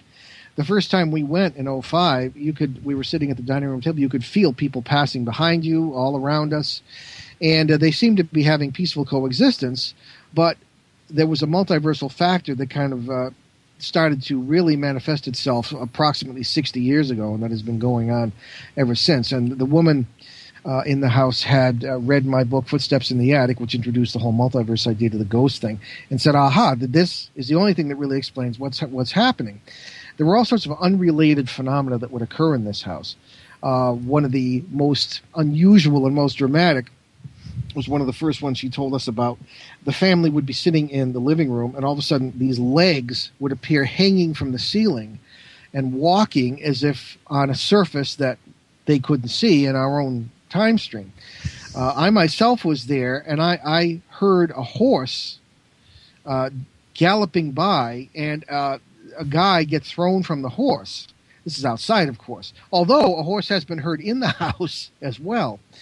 And you name it, weird stuff was happening here. There were apparently the great grandparents of the current descendant of the owners of the original owners were down in the had an apartment in the basement, and of course in a parallel reality they were still there, and were afraid of the woman because they thought she was a ghost. That's the conclusion we draw from the reactions that would happen when she'd go downstairs. This was really a strange thing. And, of course, I have to say that when you go into these cases and you don't assume that you're dealing with the spirits of dead people, all sorts of other possibilities open up, which is why we're fascinated for years by these cases because you learn more. Most recently, the people in the area of this part of Connecticut have been seeing, and this goes back a few years, UFOs here. And they're particularly over this house. There are photographs of them and this sort of thing way up in the sky. We ourselves stood out in the back and saw some strange lights in the sky over this particular mountain where, sure enough, we triangulated the location of an area where there was some strange military activity going on with the third point. And it happened while we were filming for this pilot. And we went over to the third point of this triangle, because these things really do seem to exist in triangles, and all sorts of amazing things happened over there. The house being at one point, this abandoned farm, where there was all sorts of military activity taking place, was at another point, and then this third point where we happened to catch all sorts of interesting things on camera was occurring there as well. So when that's going to come out, I don't know. We're in the hands of two production companies at this point, but that's the sort of multiversal circus that was going on in this house. Mm-hmm. Other all sorts of strange sounds and people whom the woman would recognize as ancestors, whom she knew will manifest in the house. Greys have been seen in the house. Greys, of course, being the classic alien, supposedly. Mm-hmm. And so we've got UFO phenomena occurring. And why is all this seemingly unrelated stuff going on? Because we are at a junction of a number of worlds, seemingly, that seem to come and go across the boundaries in this particular house, because the electromagnetics are really weird in this place. So I think we're dealing with a classic illustration of the multiverse. So that's one thing we're working on now. What we were trying to do for her was that Ben would, being of a shamanic talent there, one of the things they do is move what are commonly known as portals. So the last time we were there, we were attempting to move portals at least out of this house's basement into another part of the property, so that at least they could have a semblance of normal life without all the disruption. And that seems to have been successful to a point. And we were assisted by somebody you mentioned from a parallel species, whom you mentioned, the clerics. That's what Ben calls them. Yes. And there seem to be, as you pursue cases with this sort of point of view, you begin to notice other unrelated people and, if you want to call them humanoids, whatever, around us, who are simply neighbors of ours in what I have compared with a huge apartment building, so to speak, that in which people like us don't know their other apartment.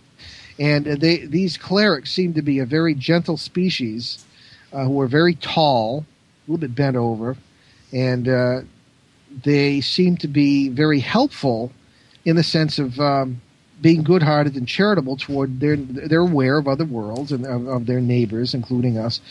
And Ben, if you want to take it from there about the one that told you that they were kind of protecting the family. Oh, well, I think there were 3 in all. I don't know. Well, one actually sat with us to move the portals. There was on camera you can see it was Ben and me, and then there's I don't know what they actually cut on the camera. Apparently, it was they still haven't told us. Well, they haven't told us, but the director indicated it was pretty interesting. But anyway, I could actually feel the hand of this cleric helping us move this portal out of there, and you could have knocked me over with a feather, but I'm starting to get used to this stuff now. So that there are a lot of helpers there who seem to want to, be of assistance.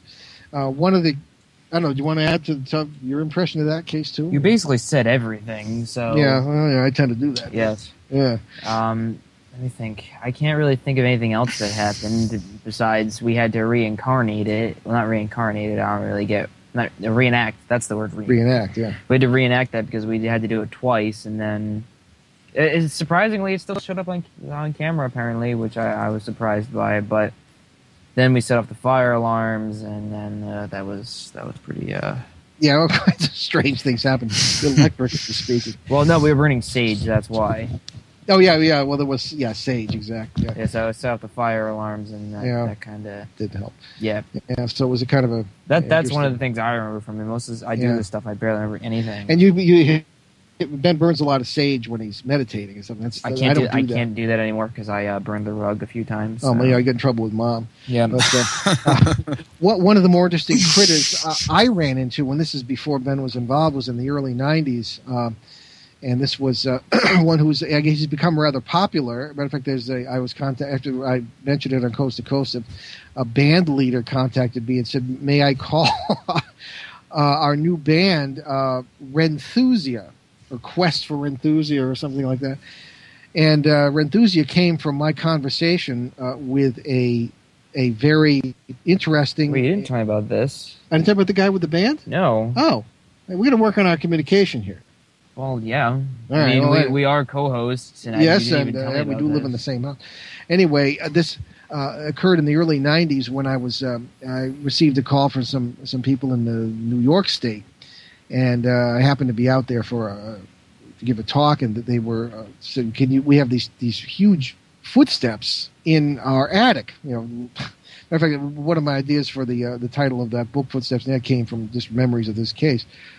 And indeed, I was in there for a few hours. We had dinner, and I could hear these enormous footsteps in this attic. Sort of pacing.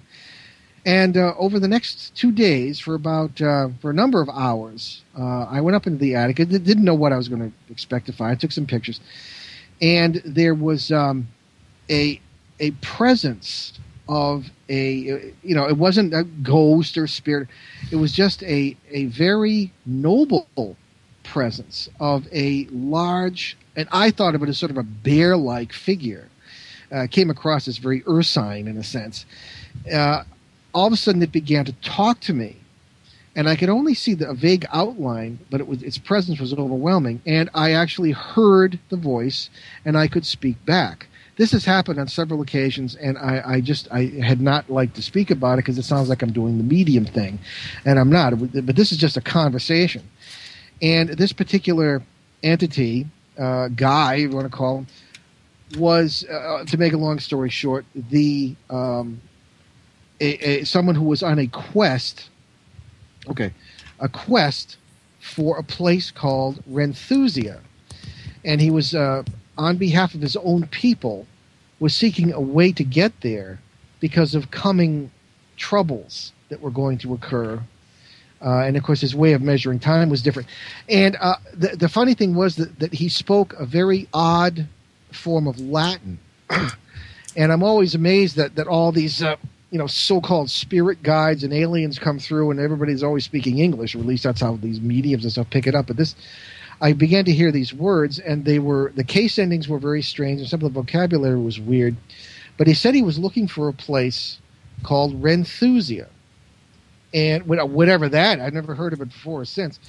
And he just came across with such a sense of goodness and sincerity and just plain nobility, that as one who has tried to make it a point to determine what is real and what is not in paranormal experiences, parasites very often will mimic, as do other things in nature, something else that will draw prey to them. In this case, your ancestors or somebody you loved or whatever. There was none of that here. This was a very positive experience, very positive presence. And over the course of 2 days, I spoke with this guy who said he was kind of a little bit lost, kind of stuck in this attic, but had figured out how to get out. But after we finished talking, he would leave, and he did. Never seen again.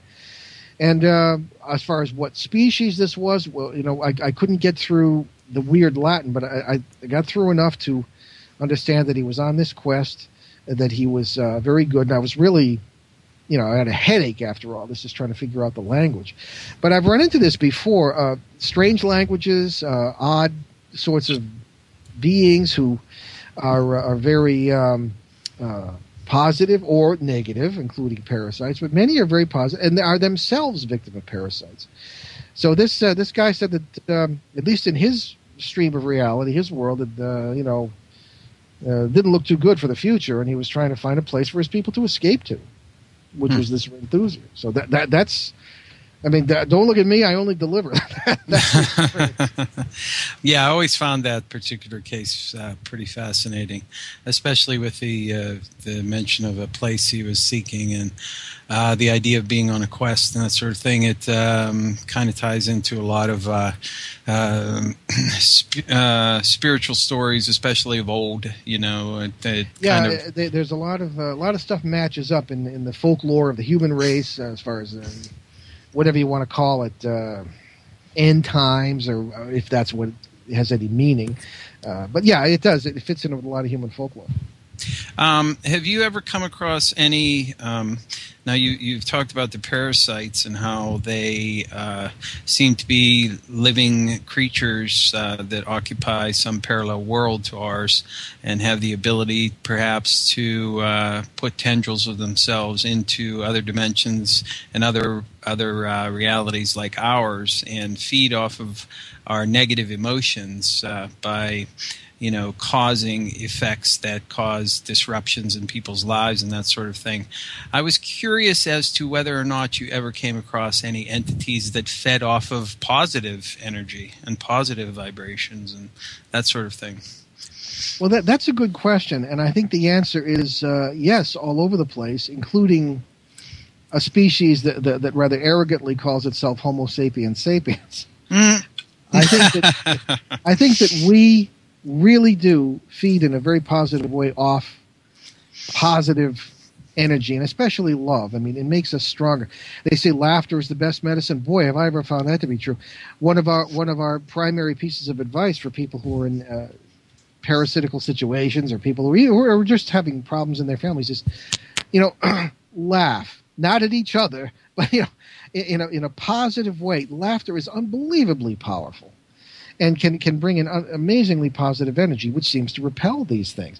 That case that I mentioned that was almost Hollywood-like in 1978 was solved essentially with a joke book.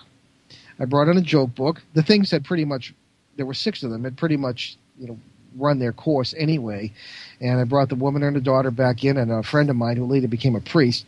And we yucked it up that whole night. The things were never seen or heard from again.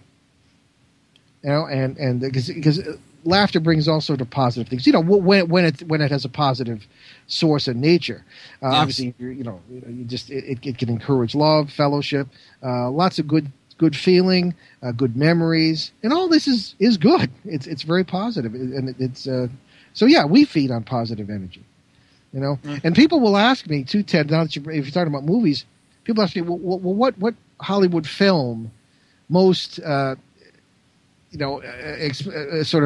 would be in line most with your theories about the multiverse. So, funny thing you should ask. I'd say Monsters, Inc. Of all things. Anybody with kids has seen Monsters, Inc. And sometimes even if you don't. Yeah. And because look at the power they got out of the positive energy. From the when they stopped trying to be negative and scaring people and turn it into a sort of a positive experience. And in a way that most exactly parallels what I've been talking about. Yeah, now that you put it that way, yeah, I never even thought of that. Maybe because it's a animation and it's exactly. a kids movie, but it really does. It kind of encapsulates the idea pretty well. Lining up dimensions to appear inside the dark, mysterious closet and that sort of thing. Yeah, it sounds very interesting. I never thought of that, but that's a good way of looking at it. You had mentioned, of course, the clerics, and I wanted to ask you a question about that. But I wanted to also take an opportunity to ask you about another very famous case from history, and if you have any insight into it and information that you would like to share regarding it, and that is the very famous case that was eventually made into a movie called The Entity. Oh, wasn't that Barry Taft's case? The The parapsychologist Barry Taft, I believe, was involved in that. Yeah, I believe so, yes. Yeah. Well, I haven't seen it again. I don't really watch very many movies. And one of the reasons I don't is for the sake of plausible deniability. I mean, people say, aha, you got that idea out of that movie. No, I didn't. I never even saw the thing. Yes. Somebody, I use the word, I don't like the word death, and again, our language isn't quite up to it. I use the word translate. Mm-hmm. And somebody said, aha, well, what was that, Ben? In some series, somebody used the word translate for death back in the 90s. I don't know, I have no idea. And wouldn't you know, they'd pick it up. But actually, it's an very ancient theological term for death. And so, but anyway, that doesn't answer your question. The entity, I don't know much about it. I know that Barry Taft, whom I don't know very well, but he's been on our show, very, very prominent parapsychologist, actually has a real doctorate, is not, it was a controversial case. He was accused of, not accused of, but he was suspected of, that it was a little bit exaggerated. Maybe not by him, but by other people. I don't know much about it, so I don't want to say anything. But I know that it was controversial. Okay, well, that's fine. I know that Barry Taft was involved. Yeah, that's fine. It was just one of those cases from history that always stuck with me, and I thought if you had some knowledge, I'd ask you, and if you don't, that's fine. You're not required to say anything about it. Well, naturally. I mean, I'm not going to ask you to speculate on things that you don't know about. I mean, that wouldn't be fair to you or anybody else. Right.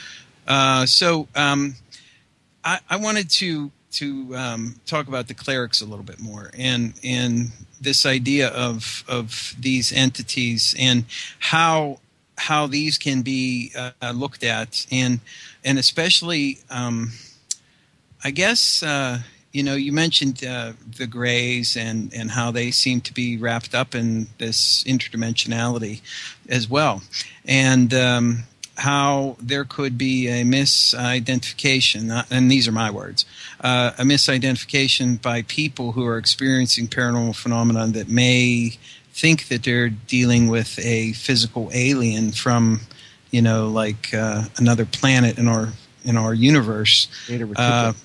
There, or you name your place. I mean, I'm sure someone's had an experience from somewhere. But maybe what we're dealing with, at least in some cases, I mean, I'm not in a position to rule out the idea that physical aliens coming here from a physical planet in our physical universe is outside the realm of possibility. I just deem it to be extremely low probability, simply for many reasons, and that is that why would they bother to come here, travel such immense distances to come to this place of all places, etc. I mean, there are a lot of things to argue against it, it just in very practical terms, and but looking at it from the perspective of the UFO phenomenon, do you think that beings like these clerics that people experience and other entities, whether they look like Greys or whether they look like some other type of form, may be experienced by people as aliens, as ETs? Oh, yeah, I think that's very true. That's a very good question and a very good point. I think that we see things out of our own framework, which, as we said earlier on, was very narrow because of our Western thinking. And we kind of see what we want to see.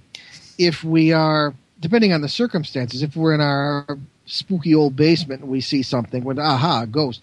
Or if we see something in the sky or coming out of a ball of light in the woods, aha, an alien, It all depends on how you look at it. But I think you're absolutely, your implication is absolutely correct, that these are entirely interchangeable. Now, the context in which I have encountered the clerics, and there has not been much communication. Ben he operates on a different level, and is much more communicative than I am with some of these things. They have appeared in the context of paranormal cases that involve essentially ghosts, right? What we would call ghosts, and that's my experience of them. But when you hear descriptions of people who have talked about very tall, humanoid aliens, it's very possible that that's the context in which they experienced the same thing we experienced. And only people, it was, Yeah, and there's also the strange coincidence of people who have been abducted and how they have similar like marks and bruises and cuts and things that parasite victims have. Yeah, exactly. And that really hit me in 2003 when Ben and I were both down at the Paranormal Conference in West Virginia, and Bud Hopkins was there, a well-known expert on abductions. And we had a few minutes to sit down together, and he showed me an album of photographs. And I said, my gosh, Bud, this is exactly some of this. Anyways, what we run into in cases of poltergeist. You know, the bruising, even the scoop marks sometimes. And it makes you wonder, you know. It does. Yeah. It's interesting. Yeah. It's interesting to me that there isn't more. I mean, maybe it's just the mindsets are so rigid for a lot of people that they're not willing to accept the idea that there may be this crossover that really needs to be looked at.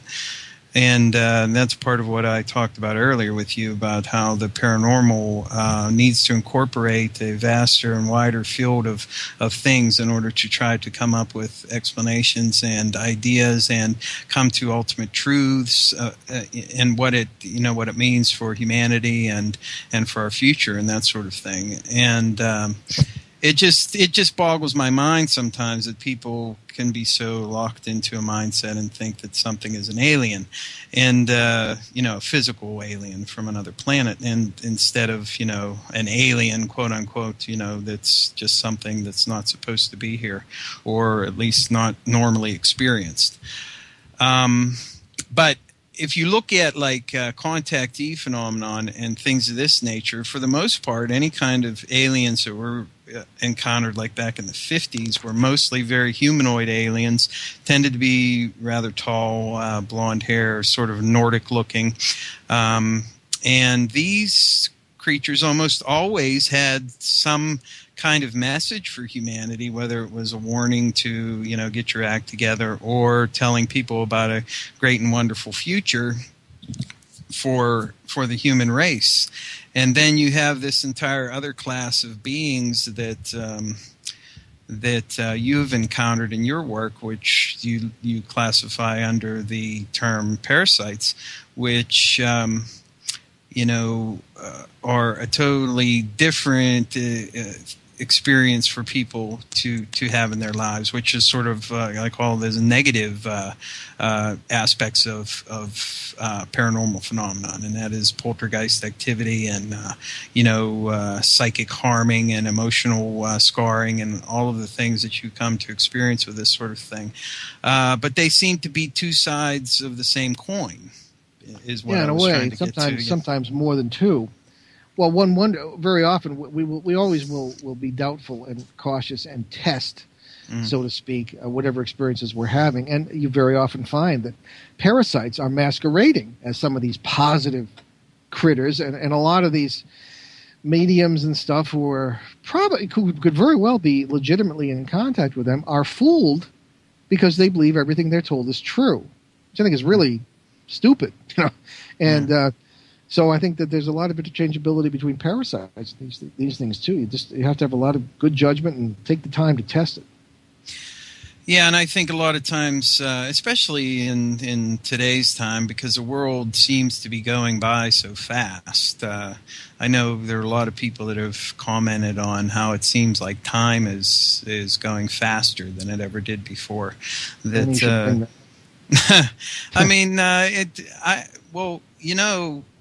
Paul, listening to your show, and you as well, Ben, listening to you guys talk and the experiences that you've had, they parallel so much of the thinking that I have, the philosophies that you have, the multidimensional approach to understanding paranormal phenomenon is right in line with what I believe. And I think that when you come to have these kind of let's just say a broadening of horizons. I'm not trying to claim that I have all the truth and answers for everything, and I'm sure you're not trying to do that yourself. Absolutely. Yes, and but the point I'm trying to make is that when you broaden your horizons like this, you find that perhaps you are able to to grasp or understand very subtle things around you. And it's not anything paranormal or psychic or anything like this. It's things that are always there, but you just are made more aware of them. And that's why perhaps, when we're living in such turbulent times right now, with the economy being the way it is, with wars and with all of the other things that are going on every day that we deal with. But yet I can detect, an undercurrent, like a different tune being played that's been there all the time, but I can feel it. And I can feel that in a way that tells me that what we're experiencing now is necessary, I guess, is a good way to put it, that we have to go through this and that it's leading somewhere. And I don't know what that is, and I'm not trying to equate it with 2012 or any of the other stuff that seems to be the talk of these days. But and I'm not even trying to say that it's going to be anything bad or anything of this kind. I just get a very strong feeling that we're moving towards something. I don't know what it is. I have absolutely no idea. It could be good, could be bad, could be indifferent. It might not have a good or bad outcome. But it is going to be something momentous. It's going to be something, important. It's going to be something with some kind of impact. I just don't know what it is. And I think when you broaden your horizons, you're able to tap into that a little bit, and you get a feeling for it. That's well put. Do you agree with that? Agree. Absolutely. I agree. Yeah. Okay. Certainly Well, agree. hey, look, we're out of time already, and I was just getting started. I'll do a couple more hours, easy for sure. I'll have to have you guys back on again. I really enjoy talking about the philosophy as well, because it's a very important topic to me, and I could just sit and talk about that for hours. But again, my guests today were Paul and Ben Eno, father and son tag team duo against the parasites of the paranormal. And you can listen to their show on CBS Radio or WON 1240. You can also get their podcast from Behind the Paranormal.com. And of course, they also have NewEnglandGhosts.com, which you can check out. And also, Ben is moving in a little bit of a different direction from his father, taking up some shamanic ideas and incorporating some Eastern philosophy into his work in the paranormal, which is, I think, complementary to his father's. And he's building on that, and I think we'll see a lot more from these two when it comes to this research. And also, you can find the books by Paul. You can find a link to the books where you can buy them right on the website, behindtheparanormal.com. You can also find them on Amazon. So I highly recommend them. I recommend their show and recommend the books. So if you're interested in the paranormal, definitely give them a listen, check them out. And join me next week for another episode of the Stench of Truth here on Inception Radio Network, Friday 7 to 9 p.m. Eastern Time. And my guest next week will be Ken Thomas, the parapolitical researcher. So I'll see you then. Thanks.